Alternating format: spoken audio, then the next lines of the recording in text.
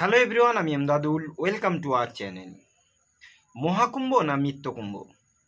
144 বছর পর এবারে প্রয়াগরাজে মহাকুম্ভ ঘটেছে। যে মহাকুম্ভকে কেন্দ্র করে ভারতবর্ষের বিভিন্ন রাজ্য থেকে আসা হিন্দু যে সমস্ত ধর্ম অবলম্বী মানুষরা রয়েছে তাদের ভিতরে ভীষণ হারে মৃত্যুর হার বেড়েছে।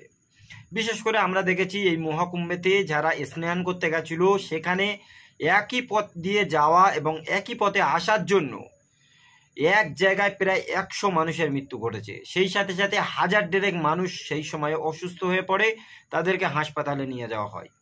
সেই সাথে সাথে আমরা দেখেছি যোগী আদিত্যনাথ এই সময় মহাকুম্ভটাকে তারা পরিচালনা করছে। অ্যাকচুয়ালি এক সময় এই কুম্ভ মেলা কিন্তু দীর্ঘ 4 বছর পর পর হয়। সেই 4 বছর পর পর কিন্তু এগুলো হিন্দুরাই বা হিন্দুদের দায়িত্ব যারা রয়েছে তারা কিন্তু পরিচালন করত। কিন্তু এবারে বিজেপি বা যোগী আদিত্যনাথ উত্তরপ্রদেশ সরকার তারা এবারে এই মহাকুম্ভ পরিচালনা করছে। তারা দায়িত্ব নিয়েছে পর্যাপ্ত জায়গা হিসেবে সেই সমস্ত মানুষদের ঠিকমতো পরিষেবা দিতে না পারার জন্য। এক দুজনা নয়, বহু সংখ্যক মানুষ মারা গেছে। বহু সংখ্যক মানুষ সেখানে যাওয়ার পরেও সেখান থেকে বাড়িতে আসতে ঠিকমতো ভাবে পাচ্ছে না। অনেক সংখ্যক মানুষ এই ভারতবর্ষের বিভিন্ন রাজ্য থেকে যারা ফ্যামিলি নিয়ে গেছিল, কিন্তু ফেরত আসার সময় তাদের ফ্যামিলিকে খুঁজে পাওয়া যাচ্ছে না। অনেকে বাবা মা ভাই বোন একসাথে গেছে, কিন্তু আসার সময় অনেকেই বাবা মা বা ভাই বোনকে খুঁজে পাচ্ছে না। এরকম একটা সিচুয়েশন এবার মহাকুম্ভ থেকে দেখা যাচ্ছে। আসলে যোগী আদিত্যনাথ বা বিজেপি সরকার ইউপি থেকে এবার যখন ক্ষমতায় এসেছে বা তারা এই যে মহাকুম্ভটা দায়িত্ব নিয়েছে, তারপর এরকম ঘটনা হঠাৎ ঘটলো কেন? আমরা জানি মহাকুম্ভটাকে নিয়ে বিজেপি ঢালুয়াকালে প্রচার করে হিন্দু ভোটগুলোকে একত্রিত করবে বলে তারা কিন্তু এটা দায়িত্ব নিয়েছিল। কারণ একটা, তারা হিন্দুত্ববাদী সব সময়ের জন্য এই বিজেপি এবং আরএসএস হিন্দুদের একত্রিত করতে চায়, হিন্দুত্বের রাজনীতি করে, তারা সাম্প্রদায়িক বিভিন্ন রকম রাজনীতি করে অন্যান্য ধর্ম অবলম্বী মানুষদের উপরে একটা প্রভাব খাটানোর চেষ্টা করে। যেটি সেম একটা সিচুয়েশনে আমরা দেখেছি প্রয়াগরাজে যে মহাকুম্ভ ঘটেছে, সেখানে এক দুজনা না বহু সংখ্যক মানুষ মারা গেছে। সেখানে যারা গিয়েছে ভারতবর্ষ সহ পৃথিবীর বিভিন্ন দেশ থেকে আসা হিন্দু ধর্ম অবলম্বী মানুষেরা প্রায় 350 কিলোমিটার দূরে থেকে তারা গাড়িতে নেমে হেঁটে যেতে হচ্ছে। সেই সাথে সাথে সেখান থেকে বাড়িতে আসবে সেরকম কোনো রকম পরিস্থিতি তারা ঠিকমতো ভাবে পাচ্ছে না। সেখানে গাড়ি যেতে পারছে না, গাড়ি জাম হয়ে গেছে। প্রচণ্ড হারে মানুষ চলে আসার জন্য সেই মহাকুম্ভে পর্যাপ্ত খাবার, পর্যাপ্তভাবে পরিষেবা দিতে সেখানকার সরকার ব্যর্থ। এমনকি আর একটা জিনিস সেখানে এবার এই মহাকুম্ভে ঘটেছে, যে জিনিসটা খুব খারাপ এবং বিরল ঘটনা। যে জায়গাটা আমরা দেখেছি এই কুম্ভ মেলাতে অ্যাকচুয়ালি ভিআইপি অর্থাৎ ভারতবর্ষের যে সমস্ত মানুষদের টাকা আছে, পয়সা আছে, অর্থশালী, সে হতে পারে আপনাদের মুকেশ আম্বানি, নীরব মোদি বা সেই সঙ্গে সঙ্গে এই যে আম্বানি, এদের যে একটা বহু সংখ্যক টাকা রয়েছে বা অর্থশালী মানুষ, তাদেরকে ভিআইপি ক্যাটাগরি, জেড ক্যাটাগরি দিয়ে সেখানে নিরাপত্তা দেওয়া হয়েছে। তারা গাড়িতে করে আসবে, ডাইরেক্ট স্নান করবে, ঘুরবে, তাদের মতো তারা চলে যাবে, তাদের কোনো প্রবলেম হবে না। যত প্রবলেম হবে সাধারণ এই সমস্ত মানুষ যারা সেখানে যাবে, একই রাস্তা দিয়ে যাওয়া, একই রাস্তা দিয়ে আসা, অলমোস্ট 10 থেকে 40 কোটি মানুষ একত্রিত হওয়ায় এই প্রয়াগরাজের মহাকুম্ভে এবারে মহা মৃত্যু মিছিল ঘটে গেছে। সেখান থেকে বাড়ি আসার সময় আমরা দেখেছি বহু সংখ্যক মানুষ বিপদে পড়ে গেছে। তাদের ঠিকমতো খাবার জন্য পর্যাপ্ত খাবার নেই, থাকার মতো পর্যাপ্ত কিছু নেই। সেখানে প্রচণ্ড ঠান্ডা। এমনকি এই কুম্ভ মেলার কয়েকদিন আগে সেখানে আগুন ধরে গেছে, গ্যাস সিলিন্ডার বাস্ট হয়েছে। এত এত প্রবলেম হওয়ার পরেও সেই রাজ্যের যে সরকার যোগী আদিত্যনাথ বা বিজেপি, তারা কিন্তু পর্যাপ্ত ঠিকমতো করে মানুষদের পরিষেবা দিতে ব্যর্থ। আর একটা জিনিস আমরা ভালো রকম দেখেছি, বহু মানুষ যখন মারা যাচ্ছে সেরকম একটা সিচুয়েশনে যারা বাড়িতে ফেরত আসতে পারছে না, সেই পার্শ্ববর্তী যতগুলো মুসলিম কমিউনিটি মানুষ বসবাস করে তাদের মসজিদের দরজা খুলে দিয়েছে। সেখানকার ইমাম সাহেব এই সমস্ত পুণ্যি হিন্দু যে সমস্ত মানুষরা আসছে তাদেরকে কথা বলছে, তাদের খাবার দিচ্ছে, এমনকি বিস্কুট, পানীয় জল, তাদের ফোনগুলোকে চার্জ দেওয়া হচ্ছে। মসজিদের ভিতরে তাদেরকে বিশ্রাম নেওয়ার জন্য জায়গা করে দেওয়া হচ্ছে। সেই সাথে সাথে প্রয়াগরাজ বা উত্তর প্রদেশের এই যে জায়গাটা, এই যোগী আদিত্যনাথের জায়গাতে যে সমস্ত মুসলিম কমিউনিটির মানুষরা বসবাস করে, তারা এই সমস্ত পুণ্যার্থী হিন্দুদেরকে ঠিকমতোভাবে পরিষেবা দেবার চেষ্টা করছে। তাদেরকে খাবার জন্য পর্যাপ্ত খাবার তৈরি করে দিচ্ছে, থাকার জন্য পর্যাপ্ত জায়গা করে দিচ্ছে। তাহলে একটা কথা ভালো রকমভাবে জানতে হবে, এই উত্তরপ্রদেশের মতো জায়গায় যোগী আদিত্যনাথ এত হিন্দুত্ববাদের রাজনীতি করে, সে জায়গায় আমরা দেখেছি মুসলিমদের প্রতিনিয়ত সাম্প্রদায়িক উস্কানিমূলক বিভিন্ন রকম কেস ঘটায়, সাম্প্রদায়িক উস্কানিমূলক বিভিন্ন রকম প্রবলেম করে মুসলমানদের ওপরে অত্যাচারের স্টিম রুলার চালায়। এমনকি বহু সংখ্যক মুসলমানদের আমরা দেখেছি বুলডোজার দিয়ে ঘর বাড়ি ভেঙে ফেলা হয়েছে। এমনও দেখেছি এই উত্তরপ্রদেশ সাম্বালে একটা মসজিদে আজান দেয়াকে কেন্দ্র করে সেখানকার ইমাম সাহেবকে 2 লক্ষ টাকা জরিমানা 6 মাসের জন্য সাসপেন্ড করা হয়েছে। মসজিদের মাইক্রোফোন খুলে নিয়ে চলে যাওয়া হয়েছে। এই উত্তরপ্রদেশের মতো জায়গা আমরা দেখেছি বাবরি মসজিদটাকে শহীদ করে সেখানে রাম মন্দির তৈরি করা হয়েছে, আর সেই নাম মন্দিরেই এরকম ভিআইপি ক্যাটাগরিও রয়েছে। সুতরাং এরকম একটা সিচুয়েশানে যে সমস্ত পুণ্যার্থী ভারতবর্ষের বিভিন্ন রাজ্য থেকে গেছে, তারা যখন ফেরত বা বাড়িতে আসতে চাইছে, তারা যে সমস্ত ট্রেনগুলো রয়েছে ট্রেনগুলোতে দেখতে পাচ্ছে এত বেশি মানুষ সেখানে ট্রেনের ভিতরে রয়েছে, ট্রেনের ভিতরে ওঠার মতো আর জায়গা নেই। একে অপরের সঙ্গে ঝগড়া মারামারি, আর ট্রেনের দরজা জানলা বা এসি যে সমস্ত কাঁচগুলো রয়েছে সেই কাঁচগুলোকে লাথি মেরে মেরে ইঁট দিয়ে পাথর দিয়ে ভেঙে ফেলছে। কারণ একটা, তারা কিভাবে বাড়িতে আসবে। সত্যি কথা, উত্তরপ্রদেশ যে সমস্ত সরকার চলে, এই যোগী সরকার তো ভারতবর্ষের বিভিন্ন রাজ্য থেকে এক্সট্রা কোনো ট্রেন দিতে পারতো, যেহেতু বহু সংখ্যক পুণ্যযাত্রীরা আসবে ভারতবর্ষের বিভিন্ন রাজ্য থেকে, সুতরাং প্রত্যেকটা রাজ্য থেকে তো এক্সট্রা কোনো ট্রেন দিতে পারতো, মানুষদের যাতায়াতের সুবিধার ব্যবস্থা করতে পারতো, মানুষদের পর্যাপ্ত খাওয়া এবং সেখানে থাকা যে সমস্ত জিনিস দরকার ছিল সেগুলো করতে পারতো।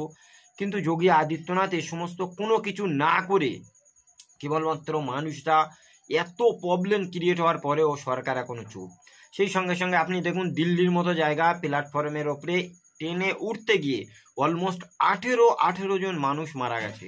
কেবলমাত্র একটাই প্রবলেম, যে সেই ট্রেনগুলো উঠতে পারেনি, এত বেশি মানুষ ট্রেনের ভিতরে ছিল বা এত বেশি মানুষ ট্রেনে উঠে রয়েছে অলরেডি।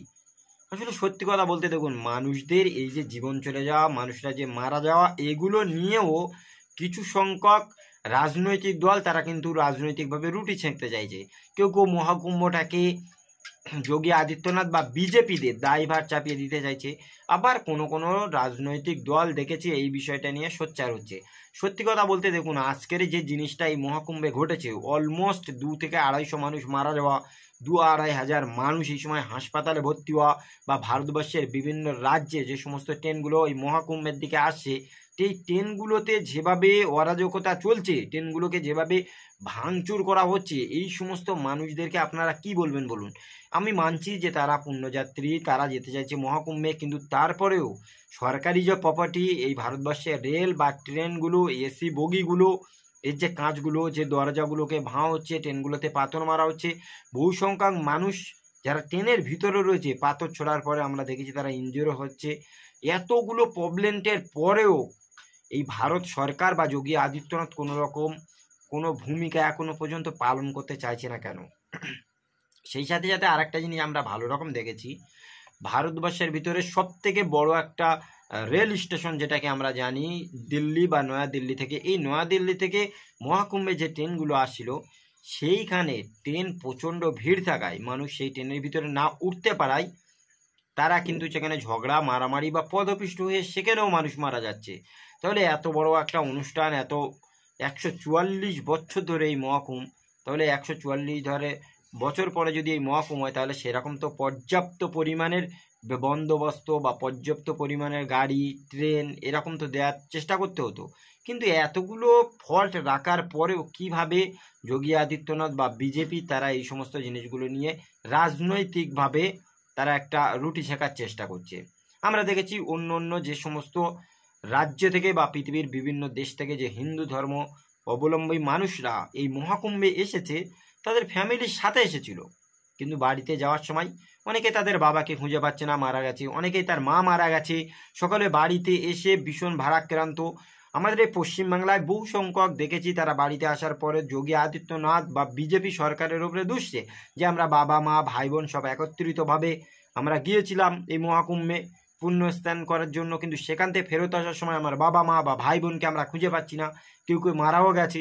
বহু সংখ্যক মানুষ বলছে আমাদের সামনে আমরা দেখেছি আমাদের বাবা মায়ের ওপর দিয়ে পা দিয়ে মারিয়ে চলে যাচ্ছে, তারা সেখানে আমরা তাদেরকে বাঁচাতে পারছি না।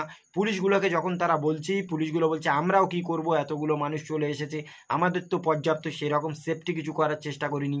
বা এখানকার যে সরকার রয়েছে তারা তো এক রাস্তা দিয়ে যাবে, অন্য রাস্তা দিয়ে আসবে পুণ্যযাত্রীরা, সেরকম কিছু রকম চেষ্টা করেনি।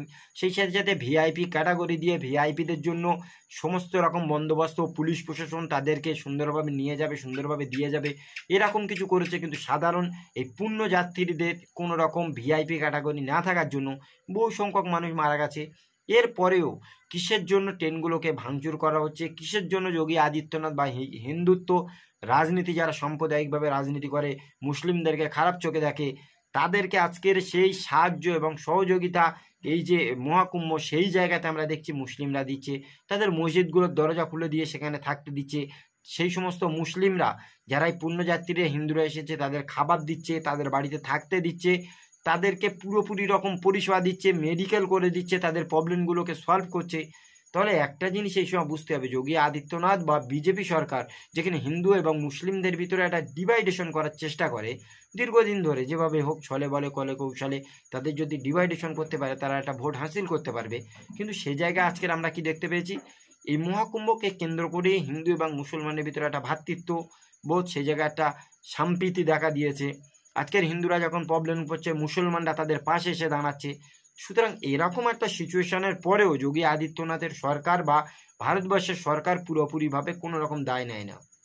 যে সকল মানুষরা সেখানে যাচ্ছে, যারা ট্রেন ভাঙচুর করছে, যারা সেখানে যাওয়ার পরেও বিভিন্ন রকম প্রবলেম ফেস করছে, তাদের জন্য কিন্তু ভারতবর্ষের এই যে সরকার বা কেন্দ্র সরকার কোনো রকম সহানুভূতি বা কোনো রকম এখনো পর্যন্ত পর্যাপ্ত পরিমাণে কোনো কিছু করতে চাইছে না।